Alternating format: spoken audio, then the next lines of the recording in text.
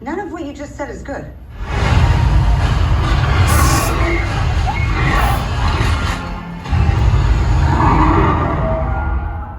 The hell did I get myself into?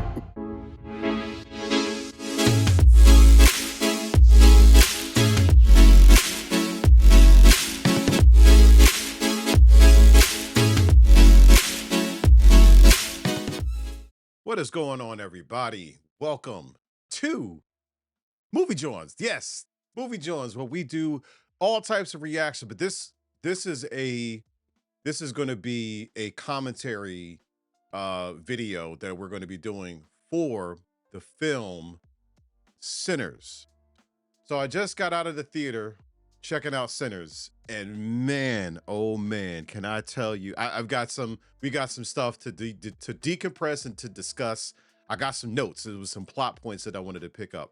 So this is going to be for those who have not seen it yet, who is interested in seeing it, but maybe want a little bit more insight as of what's going on. So I got some bullet points, but I first want to just really touch upon my experience when I first started with it. So check this out. Hey, what's going on, everybody? If you don't know who this is Movie Jawns, and we are stepping into the Regal Theater outside of Philly to one of the premier IMAX joints, checking out the movie Sinners in 4DX. Been waiting for this joint, so yeah, we're gonna be going into the theater experience, checking out the movie, and then I'm gonna do an afterthought about what I think about it. Pretty excited about it. All right, walk with me and I do my thing.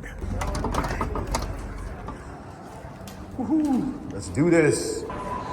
Yo, I have never been to this particular theater before. Luxury recliners. All right, let's see. So I wanna pick up my tickets.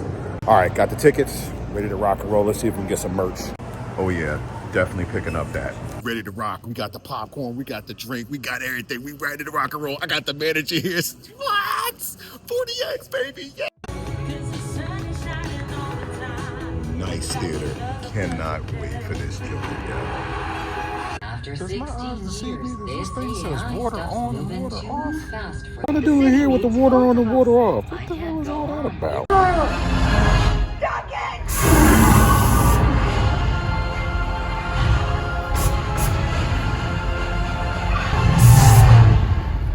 Survival is a long shot.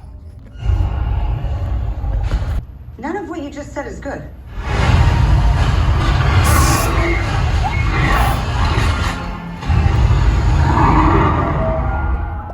The hell did I get myself into? Wow. Wow. Talk about a freaking great movie, man. Unbelievable. Unbelievable. Yo, I'm blown away. Blown away. Yeah, that's all I can say. Man, right? Crazy experience. So let's dive into it, really, shall we? I got some stuff we got to talk about. So I gotta first say, I got some bullet points here. So the first thing I want to discuss is if you have never been to an IMAX 4DX theater, man, oh man, you are in for a ride. As you saw, I'm sitting there tussling in my seat. You know, I'm thinking of like, what the hell is this water on, water off thing? I'm like, what is that supposed to? What's going on? It is such an immersive, when you're in the theater, I think that this is really great if you are watching movies like Avatar or How to Train Your Dragon, you know, stuff like that. That is going to be a wild ride. Anything, maybe with cars, car chasing, or kids is going to have a blast with this thing. If you have not taken your kid or kids or family to see a 4DX joint, your kids is going to have a blast. You, however, as the adult, you might have a blast if you like roller coasters and stuff. I'm a bumper car guy, you know, and this was really more like mini roller coaster because I was like, what the hell? Still was fun, but it caught me off guard like a Mickey Ficky. I will say, if you are a person that has problems with vertigo or if you've got balance issues, you will be walking out of that joint very, very woozy like. You like, you know, doing this in your seat or whatever. I had to be prepared with it. So there's puffs of smoke that come at you behind the seats.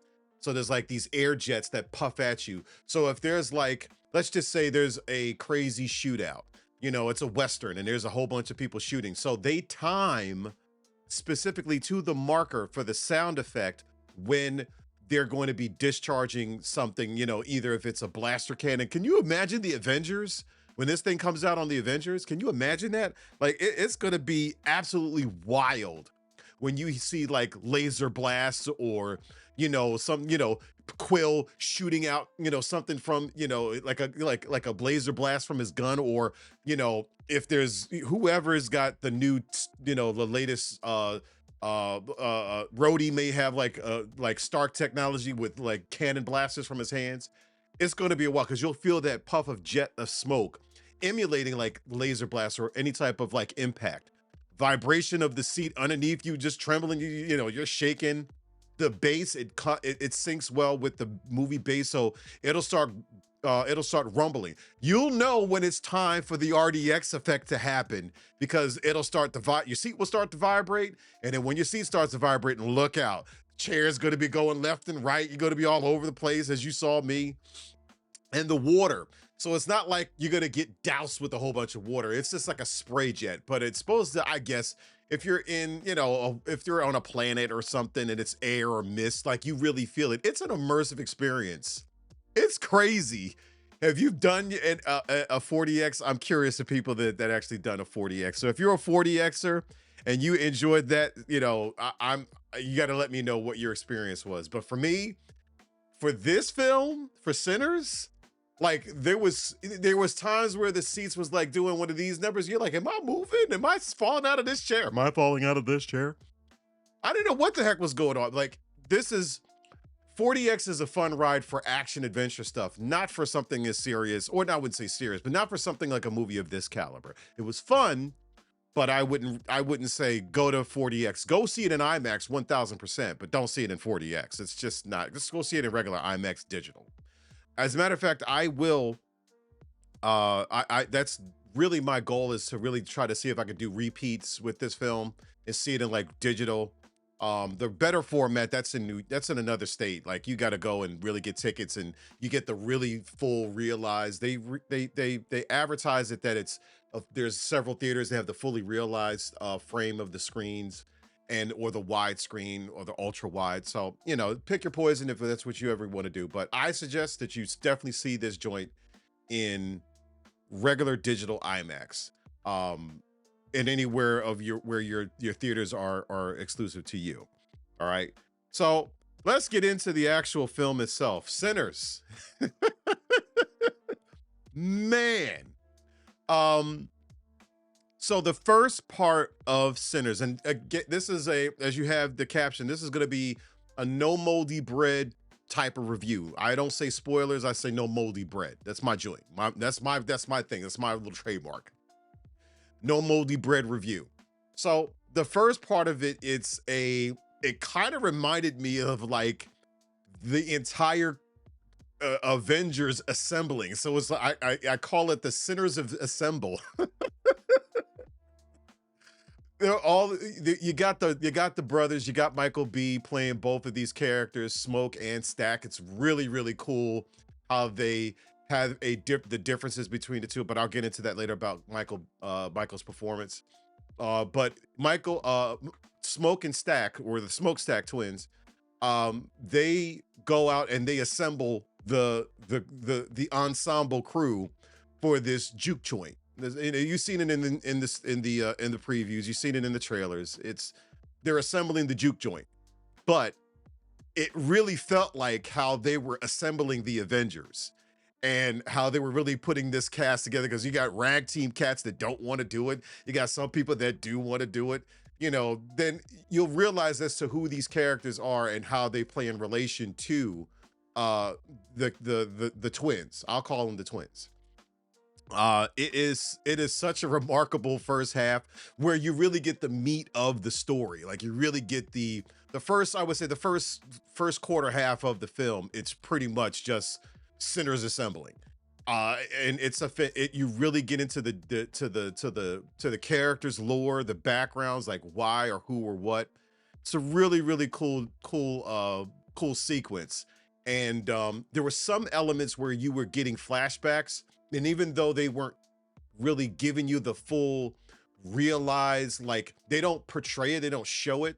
There's a lot of backstory in this joint that they don't show, that I'm hoping that maybe in the future joint that they will. But there's a lot of backstory there that could be really revealed, but they don't show it to you, but you really really feel it.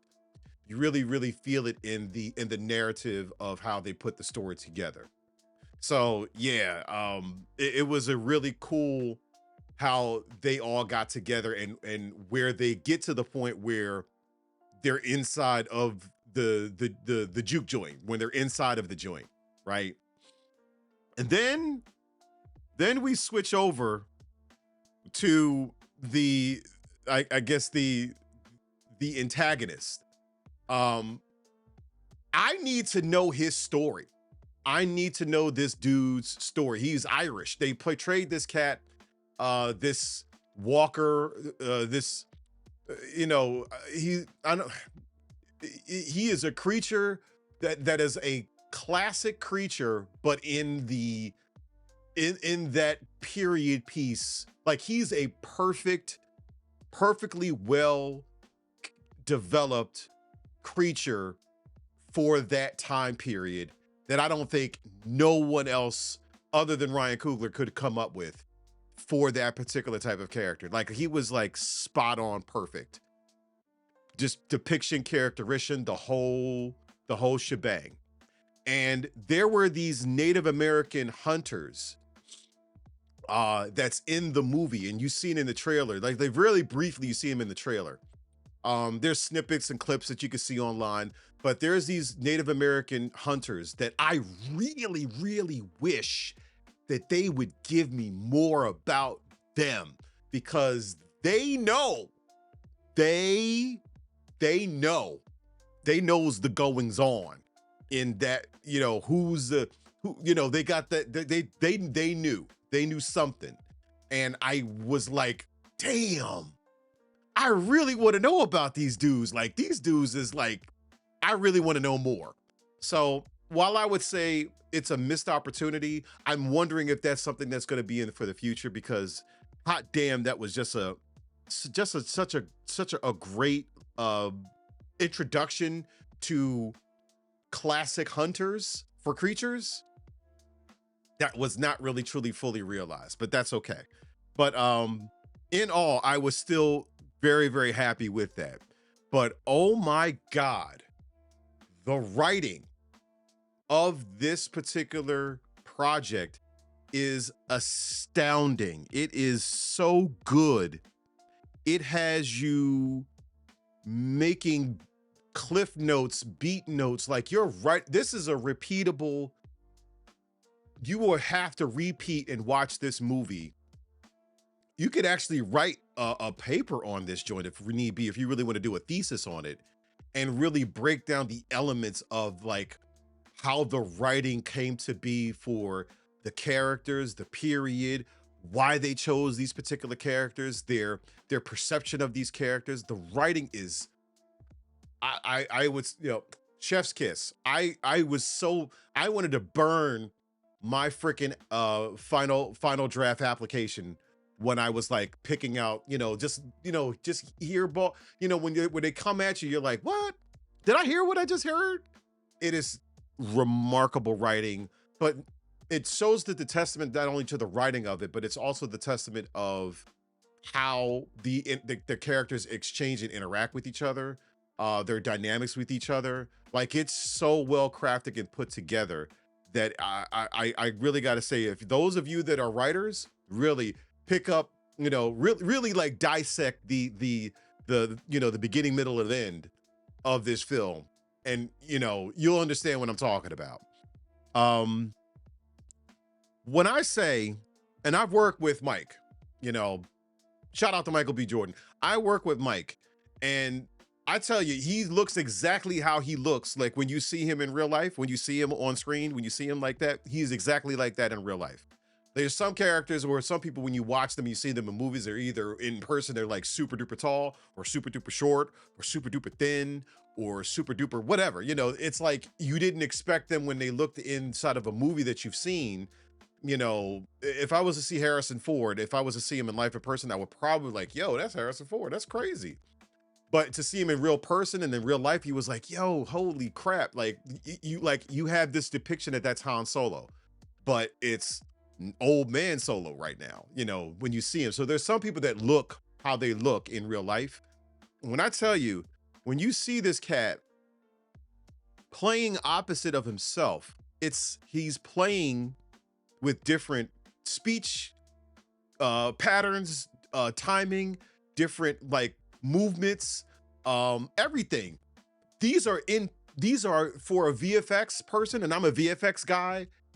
These are like nightmares because there were shots that were locked down and they had perfect, that was exchange, like the exchange that they would have with one another. Of course, sure, I'm quite sure there were body doubles, but they really did a fantastic job with passing out I need to know there, and I don't want to, no moldy bread review, no moldy bread here, no moldy bread spoilers. But I gotta say, they were sitting in front of a car and they were passing, like they were smoking and they were passing each other the cigarette. I need to know how they did that. I gotta know how they did that. Like, it's just not like a classic, you know, someone holds it and it takes it away and then the other person goes and it's something different about that shot that made it look so clean. And it was like seamless. Like, people know a split screen when they see it. If it's a really bad film, you can see a split screen a mile a minute. But there were certain shots where they were moving the camera and they were still doing the interaction together with the body double. So I need to see how they did that. But the visuals overall, like this was shot in IMAX. Like, I need to know how the hell did they apply the visual effects to an IMAX static film? I need to know how they did that. ILM. We need to get a breakdown. ILM, Industrial Light and Magic, because I know they worked on it. It was other companies as well, but ILM, yo, we need a breakdown for that. But you know, as you very well know, if you have not seen from the trailers, like the antagonist is a vampire, but he is a classic vampire, which is why I'm so glad they written it. If you are a fan of Lost Boys, you're gonna fucking love this movie. And it's not gory. It's not like, you know, typical, like, it's not like I will say, like, there are some vampire films, like I will say, like Bram Stoker. Bram Stoker is just a different tone in itself and a different element of itself. But there's some parts of certain films that are like really gory, blood gushing everywhere. This had its share of gore and blood and spurts of blood, but it was in such a tone that it wasn't so in your face. Like, it wasn't so like, like you didn't get squeamish. Like, if anything, you were talking to the movie when they were doing the certain shots and certain effects that they were doing. Like, you were talking to the screen, like, don't you do that. I was in there, I was like, don't you do that. Don't you do that. When you talk to the screen, that's a good movie. It's classic vampires to its T. And when I say classic vampires, like every trope that you know about vampires, everything that you have remembered about the classicness about it, but put it into the South, it is like there are some cunning, conniving sons of snitches, yo. They will pull a fast one on you. So, you know, this is a really great introduction to Southern vampires that I've never seen before. It was so good. One of the characters had a guitar, and I'm trying to understand the symbolism and the symbolic aspects of the guitar itself. Not only just the fact of the symbolism of it, but when Ryan wrote this, he wrote this in a manner to express what does music do and how powerful music is. And there's an entire sequence in the juke joint.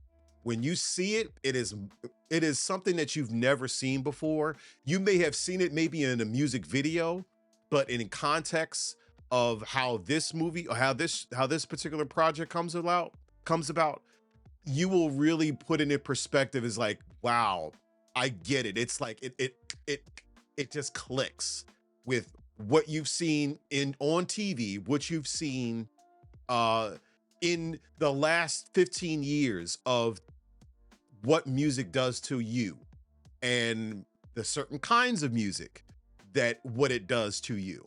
You'll click when you see it, it'll click. It's supposed to be something that is transcending. It is supposed to be something of an evolution. But there's something about the symbolism of that guitar that I really wish that I could get more about, like the backstory of it. I'm not going to say, again, this is no moldy bread, so I'm not going to tell you, the symbol, the origin or anything. It's just, there's so much stuff there that you could make a backstory on, just on the guitar alone. It's like, there's just stuff there. So yeah, wonderful little trope piece that I'm hoping that they do, they make some type of correlation or connection. And I'll talk about why I keep saying that for the future. I'll talk about why I say that at the end. Yeah. Michael and Hailee performance. First of all, I now have a different look to Hailee. Like, there are certain actresses that when they play a character, they play it all too well. Like, I'll give you a good for instance, like Rashida Jones, the daughter of Quincy Jones. She could play, because she's biracial, if she wanted to, she could go really ratchet and ghetto with it, or she could be, in the Hamptons and all bougie like. But she never, but you could just tell that there's a little bit of, both of the parents. Like, you could see how both could blend. Like, there's certain blend into, that people that play a character that they could blend either or culture and they don't miss a beat.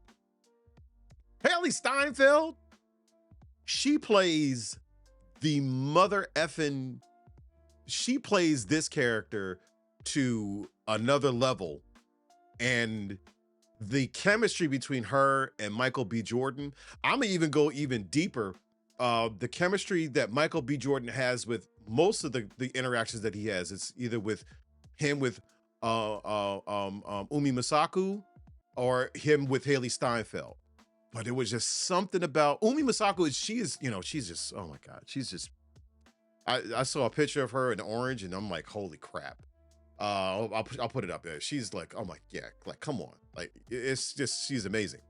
But when I saw Hailee, when I saw her do her thing, it's just, she just, I look at her, not in a bad way. No, not in a bad way at all. It is, she now has gotten my attention.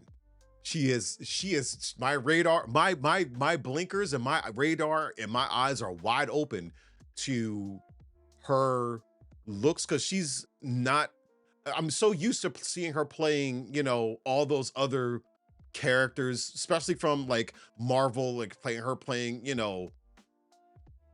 a different type of person. And this one, she plays she is fully realized. Like, these people are looking and portraying characters like I would be like, hey, what's going on?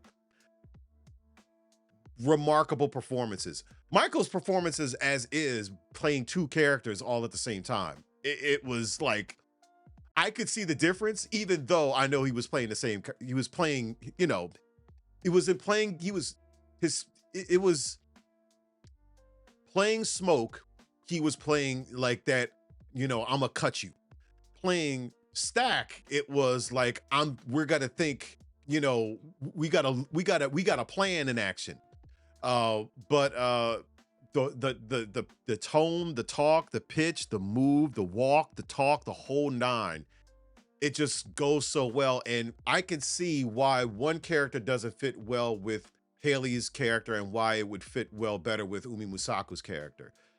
I mean, but him and Hailee, yo, I gotta tell you, when you see it, you'll understand what I'm talking about. It's just, there's a rhythm, there's an actor rhythm that it was just like, I wonder, and I think, and I wouldn't be mad at him. I wouldn't be mad at all, because it's like, I get you, dog. I get you. It clicks. Either way, it makes perfect sense.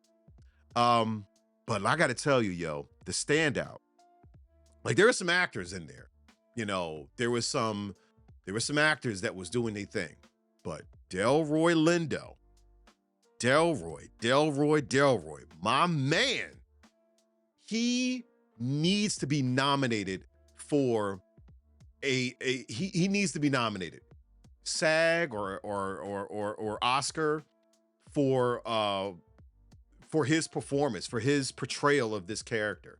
I know he didn't get as much shine when he was casted in The Five Bloods. And most of his stuff that he's done has just been remarkable work that he's done over the years. But this joint, Delroy is a scene stealer, you know, and you kind of root for him. You don't kind of root for him, you do root for him. You root for everybody. But I tell you, there's some people that you're like, yeah, you deserve what you deserve. But Delroy's character, it's like, I'm rooting for him. And then when you see how the story unfolds, it's like, damn, man, like there's just something about a great character that's written, and how that character at the end of it, how you see that character's how they unfold, how it comes to the third act.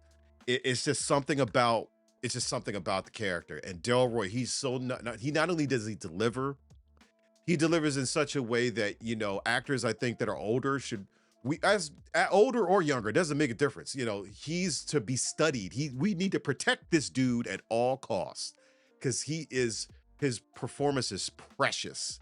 And when you see it, you're gonna be like, damn. Comment down below if you've seen the movie already and you're talking about Delroy's performance. Like, yo. There is some really, really great music in this joint that I really enjoyed. The original aspect that, you know, Ludwig, the same cat that's been rocking with Ryan Coogler from all his Black Panthers, from Fruitvale Station all the way up until this one. He's been rocking with him with his original music. There's some the southern, I would say the southern original pieces. I want that joint. I want to download that joint. I will buy gleefully buy that joint, because it's just, you just get into it. It's just, you know, it gets you right into the soul, and you need that, you know, you need something that's soulful that really gets you going. And the music is just, it doesn't disappoint whatsoever. There is 2 post-credit scenes. Now, I will say this. I've been repeating that I hope that they will do something further on with it, because I don't think that this is going to be the last that we'll see of something that's from this particular universe. They've opened up so many options that one could do a prequel, or a, you know, what has happened between and the future. Like, there's so much stuff that one could still portray, say, provide, give. There's so much story that is embedded in this movie that it could be spinoffs, it could be a TV show, it could be whatever. And it would be just as valid and just as remarkable, because there's just so much lore there. So, but there are 2 post-credit scenes. I would say of the 2, the mid-credit scene is the most vital of each of the 2. I think that is the most vital post-credit scene that I have seen in a long time. This is why I call it Sinners Assemble, because when they do that post-credit scene, it's like okay, I could see this going someplace. I could see this going here. I could see this going there. If they wanted to, there's enough where they can say, you know, it is what it is, or there's enough that they can say, let's continue the story. Let's branch out. And it's classic vampire to its max, as I would say. I will say this. There is a movie, Dracula Untold. Love that movie. That's a blood and guts. That's a gory joint as well. But the end of the movie, there is such a compelling aspect where you could see where the story could continue, or it is what it is. That's just where it ended is where it ended, and we don't have to go no further. But if they wanted to, they have enough there where they could. And I wish they would, because it's a great movie. But this joint, I think, has the same legs that it can stand on. Overall, I will say once again, if you are looking into the business of wanting to see this in IMAX, definitely check out an IMAX that's either digital. You're not going to miss out on anything. It's just going to be widescreen. You're not going to miss nothing unless you're in New York or in certain parts. You can like go on the Sinners, probably like Sinners website, or you can look up another YouTube channel. I'll put a link down here where Ryan actually gives out different locations, like where you can actually, Ryan Coogler, that is, he gives you different locations of where you can see it, and it's fully realized from its actual IMAX capturing to widescreen to 40x, like I've seen it at, you know, digital, how you want to see it. You know, there's different variations of how you want to see it and how you want to get the experience. It's available to you. I will say that fully realized joint is it's some pockets that you're going to pull out. There's some pockets you're going to pull out. However, the 40x experience was pretty cool. When you go to an IMAX joint, an official IMAX joint, you can get the option of getting your Sinners cup, and there's a tin bucket where you can get your popcorn in. They come in either red or blue. I kind of looked at it as Sith Jedi, you know, so I had to go with what it just looked, and it looked cooler. The blue was just, you know, it wasn't what I expected, but the red, I mean, come on, look at this. This is dope. Look at it, you know. If I don't know what I'm going to use this for, maybe I'll probably put some other popcorn in it when I watch, you know, like Andor or something like that. But I really just wanted the cup because the cup was pretty cool. But, you know, it's a $20 combo deal. You get the $20 combo for the 10 bucket and for the cup.